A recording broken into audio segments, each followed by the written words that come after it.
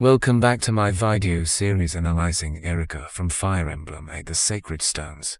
As I've said before, please remember that this is an abridged breakdown. The full version can be found in the description. Also keep in mind that the following contains full spoilers for the game in question. With that said, let's begin. Supports. The Reddit user Eirika's Bay wrote an excellent analysis of Eirika's supports that I've listed in the description alongside my full analysis that I highly recommend. I'll be looking at each of her 7 support chains in turn, just touching on a few points from each. Again, please check out both of those links for more information. Frame. Her B support with a frame highlights her eagerness to improve her skills. The same eagerness she showed when learning of Carpellin, but also how skilled she already is. Then we see the difference between Eirika's rational mind and Ephraim's emotional one as they discuss conflict, ending with her asking that he put his love of battle to the greater good. Seth. Her C support shows her perceptiveness in seeing that Seth is still suffering from the wound Volta inflicted in the prologue despite his attempting to hide it, based solely on his micro-expressions. In their B support she asks for sword training again, revealing that her prior training from Ephraim was based off of spare play. In other words, she had to adapt his lessons to her personal weapon all by herself.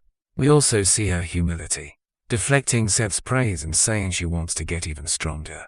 And in their support, we see that she's not above making up excuses to spend time with him, but also has the awareness that she needs to keep her distance. Lara Shell.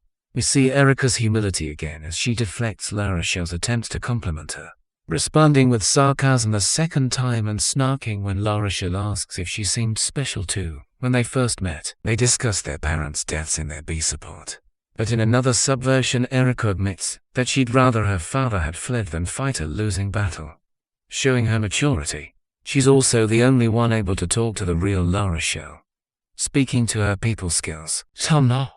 As with Lara Shell, Eirika is the mature one in this conversation, with Tano even admitting she sees her as a role model and older sister despite the two being the same age.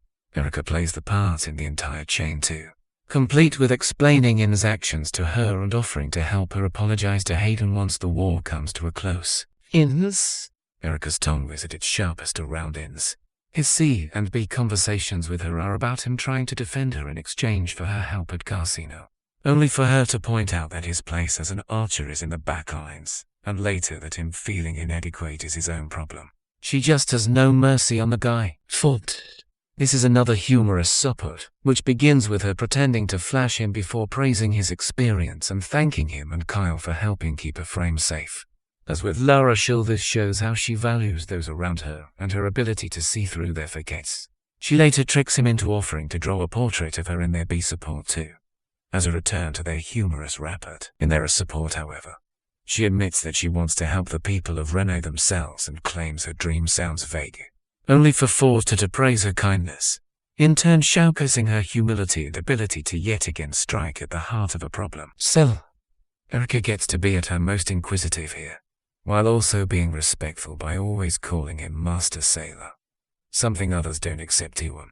She is eager to learn about Valiga, freely admitting she doesn't understand what it means at first. In their B support, she is equally eager to learn of the legendary warrior Nada Kuya, but is shocked when Sail compares the two, showing her humility and shame at being unable to defend Renee in the prologue. Despite that, when Sail encourages her to become as inspiring as Nada Kuya is, she rises to the challenge of fighting just as Nada did for her own future and loved ones. Thank you for watching this installment of this series. I hope you enjoyed it and have come to appreciate her more. I made these videos as a way to bring attention to Eirika before Fire Emblem Heroes annual Choose Your Legends event, and I hope this has convinced you to vote for her as well. If you're watching this in late January or early February, the event will be live right now, and you can find a link to vote for her in the description below alongside everything else. You can do with or without a Nintendo account as well. If you like this content, please consider subscribing to the channel, commenting on and sharing this video to support me and to see more like it.